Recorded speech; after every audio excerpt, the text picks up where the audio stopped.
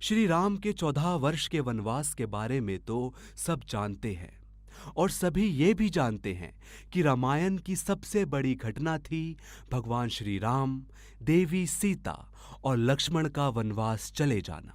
रामायण की कथा के अनुसार श्री राम को अपनी ही माता कैकेयी के कहने पर वनवास भोगना पड़ा था। माना जाता है कि श्री राम को वनवास भेजने के लिए कैकेयी के कान मंथरा ने भरे थे, परंतु ये सत्य नहीं है। श्री राम को वनवास मंथरा के कारण नहीं बल्कि इस देवी के कारण भोगना पड़ा था। कौन थी वो देवी जिनके कारण श्री राम गए 14 वर्ष के लिए वनवास? ये जानने के लिए वीडियो को अंत तक जरूर देखें। रामायण की कथा के अनुसार कैकेयी ने हमेशा से ही राम को अपने पुत्र भरत के समान ही प्रेम किया। उन्होंने कभी भी उनमें कोई भेदभाव नहीं किया। यही कारण था कि जब भरत को इस बात का पता चला कि श्री राम को माता कैकेयी के कारण ही वनवास भोगना पड़ रहा है, तो वो हैरानी में पड़ गए और सोचने लगे कि आखिर माता कैकेयी श्री राम के साथ ऐसा कैसे कर सकती हैं। परंतु सत्य भी यही था। कैकेयी ने जानबूझकर श्री राम को वनवास नहीं भेजा था, बल्कि ये काम उनसे स्वयं देवताओं ने करवाया था।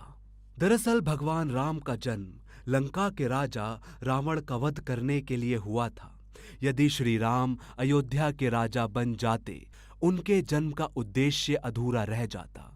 यही कारण था कि देवताओं के कहने पर देवी सरस्वती मंथरा की जुबान पर बैठ गई, जिसके बाद मंथरा ने अपनी रानी की मति फेर दी।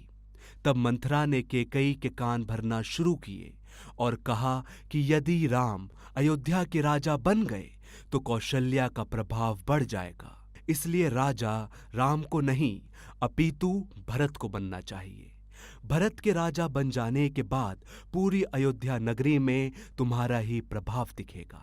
कैकेयी से राम के खिलाफ बातें मंथरा ने नहीं बल्कि उसकी जबान पर बैठी देवी सरस्वती बोल रही थी, जिसके कारण कैकेयी कोप भवन में चली गई और फिर राजा दशरथ से राम को 14 वर्ष के वनवास भेजने का वचन मांग लिया। तो दोस्तों, श्री राम को कैकेयी की दासी मंथरा नहीं बल्कि देवी सरस्वती के कारण भोगना पड़ा था वनवास। उम्मीद करते हैं आपको ये जानकारी पसंद आई होगी, तो वीडियो को लाइक और शेयर जरूर करें तथा ऐसी ही सच्ची तथा रोचक जानकारी के लिए चैनल को सब्सक्राइब जरूर करें।